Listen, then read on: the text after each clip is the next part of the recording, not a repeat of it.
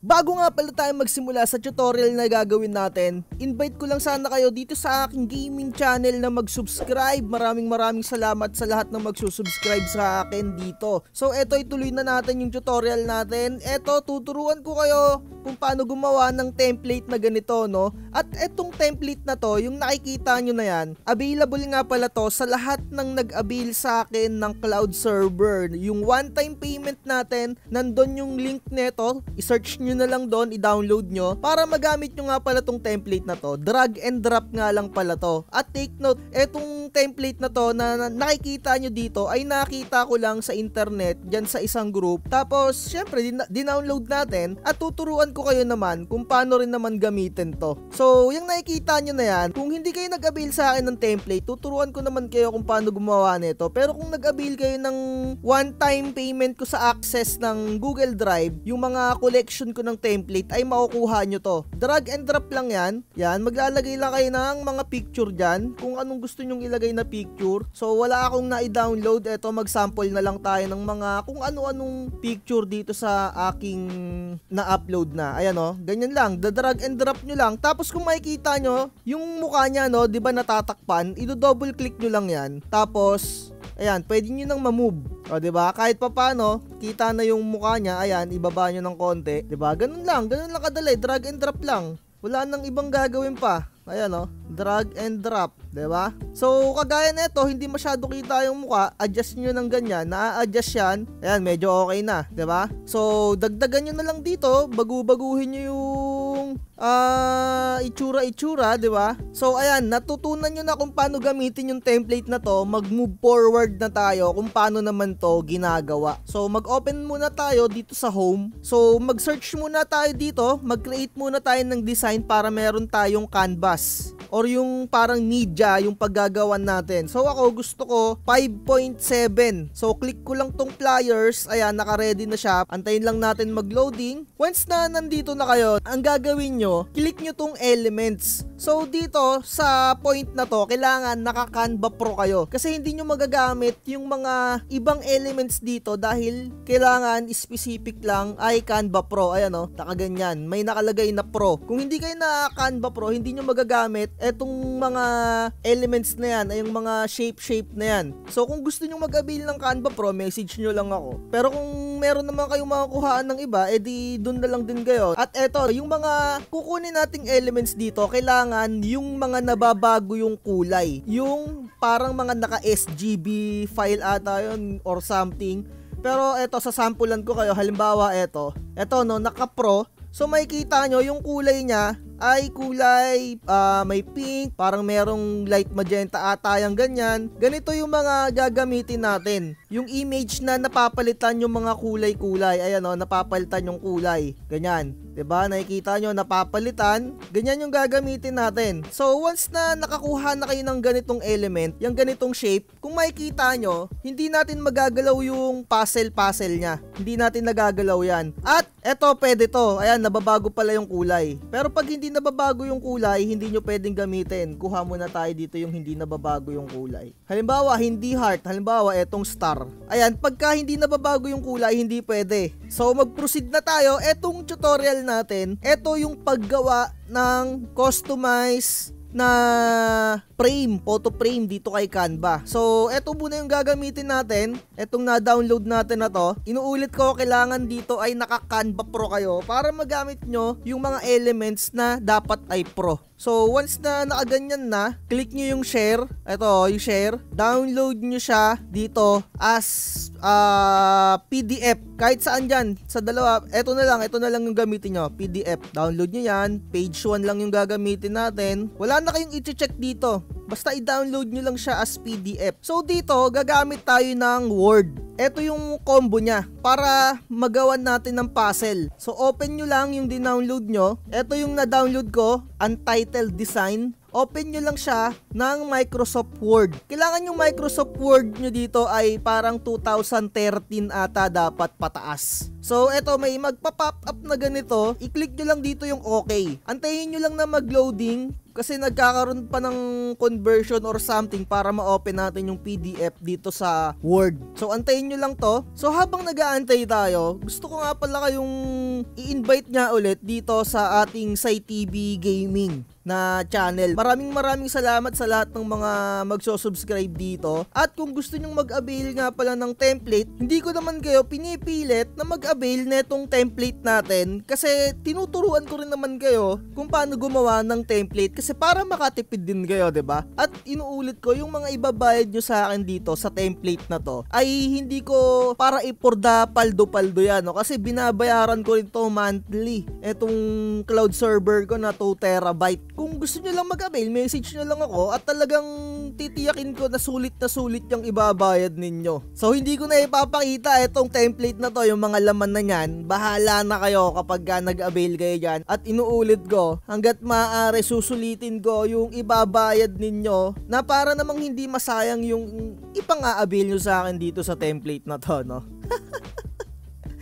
At huwag kayong mag-alala, walang nakalagay dito na mga traffic sign kagaya ng mga 100k template ni Idol Rapi. Walang mga ganun dito. Talaga lahat to ay magagamit nyo talaga. So mag-move forward na tayo dito sa ating Word file. So eto, pwede na natin maklik yung okay. Kiklik nyo lang tong okay kapag natapos na yung loading. Tapos lalabas na etong elements natin, etong shape natin na puzzle. Tapos ang gagawin nyo dyan, kiklik nyo tong format, tapos shape fill. Click nyo yung shape fill na yan, tapos mag-upload kayo ng picture, kahit anong picture. Ito, from file. Hanap lang kayo kahit ano lang. Ito na lang ang, hanap tayo ng picture na maganda-ganda kahit pa paano.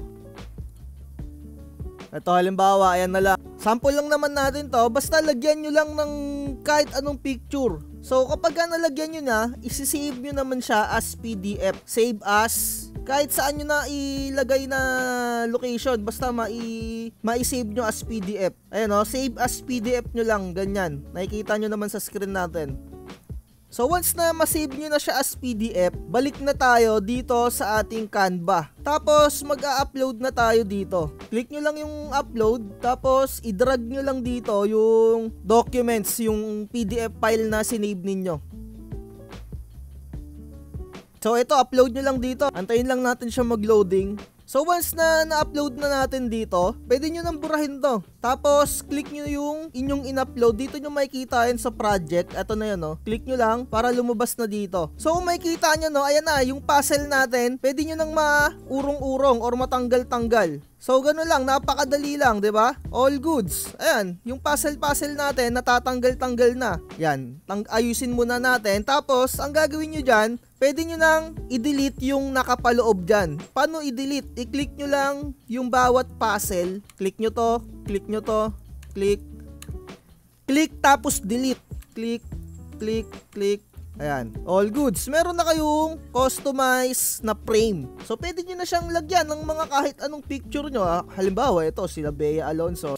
Ayan, upload nyo dyan. Ito, si Andiasa. Ayan, o, diba? Meron na kayong customized na frame. So, edit nyo lang kung anong gusto nyo. Ayan, o, na-adjust naman yan kung para maayos yung location nya. Ayan, diba? So, ayan, pwede nyo na siyang lagyan ng kahit ano. Pero kung gusto nyo, yung sa heart, isang photo lang yung ilalagay nyo, dito pa lang sa Word file, kailangan dito na kayo mag-insert ng photo. Dito sa format, tapos shape fill. Dito na kayo mag-insert kung gusto nyong solo lang, para pagkadating dito sa Canva ay wala na kayong ibang gagawin kundi i-drag nyo na lang yung project. Ayan o, ganyan. Halimbawa, isa lang yung gusto nyo. Tapos eto, i-adjust nyo na siya. Kung ganyan yung mga gusto nyong technique. Nasa sarili nyo na kung anong gusto nyong mga kalalabasan para sa inyong mga design, no? Nasa imahinasyon nyo na lang yan, 'di ba? So, ayun, meron na tayong customizable na frame. So, hindi lang heart yung pwede nating gamitin, no? Basta mga ganon, yung nababago yung kulay, pwede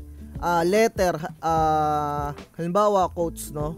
Ayan, no, tignan natin kung nababago. Ayun, nababago. Pagka ganito, ganyan, 'di ba? Pwede to. Ulitin lang natin, share, tapos download nyo siya as PDF. So ayan, pwede rin to. Ulitin nyo lang yung procedure natin kanina, ganun lang yung gagawin nyo. Mag-download pa tayo ng isa, halimbawa butterfly. Pagka ganito, hindi yan pwede kasi hindi natin mababago yung kulay. Yung nababago yung kulay, hanap tayo dito. Ito, hindi. Ito, pwede to. Ayan, oh, pwede yan. Ito na lang, para hindi na tayo mahirapan. Diba, nakakulay black na siya. Download din natin to as PDF. Ayan, meron na tayong dalawang na-download. So, open lang natin ulit siya sa Word file. So, nandito na tayo sa na-download natin na folder. Open as Word. Ayan. Tapos, antayin nyo lang siya mag-loading. Tapos, i-click nyo na yung okay. So, eto okay na. Na-convert na siya as Word file. Yung PDF natin na din-download from Canva. Eto yung isa, butterfly. Eto, gusto ko, isa lang yung nakalagay sa kanya na photo. Halimbawa, ay ganito. Format, shape, tapos picture. Hanap lang kayo ng mga picture na gusto nyong ilagay. So, hanap tayo dito. Halimbawa, eto. Ayan, diba? No? So dito kung makikita nyo, no, hindi maayos yung pagkaka-insert natin nung mukha niya. So sa Canva na lang tayo mag-adjust mamaya. And then eto naman yung sa text. Kung makikita nyo, ganun din, click nyo yan, tapos format, picture, insert tayo dyan. Insert, halimbawa eto. Ayan, diba? Tapos save lang ulit natin, PDF sa desktop. Tapos yung isa din, save as PDF. Tapos nyan, upload na natin siya sa Canva. So, dito sa Canva, upload natin, upload files. Tapos, hanapin nyo yung sa desktop nyo. Eto, tsaka to. So, antayin lang natin mag-upload. Pwede na natin i-delete to. So, maraming paraan para gumawa ng customized na frame. Pwede pa kayong gumamit sa Figma. Kung alam nyo yung Figma. Eto, no, etong website na to. Medyo i-research nyo na lang kung paano gamitin. Eto, pwede rin kayo ditong mag-customize ng sarili nyong frame. Pero yung itinuro ko, ito yung pinaka mas madali. Syempre, ayoko kayong pahirapan, di ba? So, eto na. Pagka click nyo na ito, click nyo lang yung delete. Tapos pwede nyo na itong lagyan ng photo. Lagay natin yung photo na pinili natin kanina. So eto, no, na-upload ko na yung photo na trip kong ilagay dito. Tapos adjust nyo lang. Kung hindi talaga kasya, wala talaga kayong magagawa, no? Ayan, no, hindi masyado hindi siya akma dun sa photo natin para dito sa ganito. Pero kung ganyan, no, okay naman yung ganito. Kung gusto niyo ganyan, 'di ba? Ang angas nga tignan. Tapos gusto niyo parang pagka nakaganito, 90 degree. Try nga natin pagpatayo. Teka, try natin. Try lang natin 'to. Ayan, no, 'di ba? Kailangan i-ano nyo to, parang ipa-horizontal nyo. To, i-horizontal yung ganito. Tapos lagay nyo doon. Ayan, 'di ba? Parang nakatayo. So nasa sa inyo kung paano kayo mag-design. Pwede nyo rin siyang lagyan ng halimbawa sunset. Ayan, no, 'di ba? Angas. Nasa sa inyo na yan. Tapos, check natin yung isa, yung mga words. Pwede rin yung sa words. Eto. Ayun, no, diba? Ang angas, no? Merong muka-muka. Diba? So, dito, sa mga letter, make sure na yung mga letter na gagawin yung frame ay yung nakikita talaga yung mga pagmumukha nyo, kung mukha yung ilalagay ninyo. Pero kung gagawin nyo lang siyang design, diba? Ayos lang naman din. Tapos, dito na kayong maglagay rekta sa Word. Dito na kayo kagad mag-insert ng picture or kung ano man yung ilalagay nyo, 'di ba? Doon sa mga word. Eto tip ko sa inyo, no. Merong nagpa-design sa akin, ang inilagay ko dun sa mga letter niya ay sunset. Ganito, sinearch ko dito sunset. Parang ang kinuha ko lang doon yung kulay lang. Ganito lang yung ginawa ko, no. Eto, halimbawa, etong text na to, ginawan ko lang siya ng ganyan, in-upload ko lang 'yan. Parang yung kulay lang talaga yung parang kinapture ko lang sa kanya. Ayan, no, 'di ba nakikita niyo ang ganda ng kulay? Ewan ko kung nagagandahan kayo, pero ako nagagandahan ako sa kulay na ganyan. Ayan, oh, 'di ba? Yung life, ayan, yung life naging ganyan, 'di ba? So, kung gusto niyo medyo i-adjust, nasa sa inyo 'yan. So, ganito, para hindi ayan, ganyan, no? Medyo pagtugma-tugmain nyo na lang, 'di ba? O yung life na letter na boring, halimbawa, 'di ba, yung boring na letter nakakulay ganyan lang, kulay orange, kulay ganto, kulay itim, 'di ba? At least meron siyang naka-insert na magandang kulay na ganyan, yung sunset. So ayun, at least nakakakuha kayo ng idea at sinasabi ko sa inyo, imahinasyon nyo na lang ang magiging kalaban nyo dito kapag ka natutunan nyo to. Kagaya niya, no? 'Di ba? So kung gusto nyo, sunset lang din yung ilagay nyo dun sa heart. So dito sa mga ganto, nasa sa inyo yan kung i-adjust nyo. Kung gusto nyong gawing isang buong yung sunset para dun sa isang buong heart, dito pa lang sa word file, ilagay nyo na yung isang buong sunset para yung nakapuzzle ay yung isang buong ganito. 'Di ba? Nagigets nyo ba? Kung hindi nyo nagets, isipin nyo na lang. Sana naiintindihan nyo yung mga pinagsasabi ko dito at kahit papaano itinuturo ko sa inyo sa napakadaling paraan. So ayun lang, message nyo ako kung gusto nyo mag-avail ng one-time access, one-time payment ng cloud server natin na ito. At kung gusto nyo naman din mag-avail ng Canva Pro, message nyo lang din ako. So ayun lang, bye-bye. Like, share, and subscribe. At huwag magpapauto kay Idol Rapi. At sinisigurado ko kayo, etong template na to ay sulit yung ibabayad nyo. Bye-bye. Chill lang, relax, ngiti. Chill lang, relax, ngiti, ngiti, ngiti. Chill lang, relax, ngiti. Kahit buhay di ganong kadali. Purchase your tracks today. Chill lang, relax, ngiti.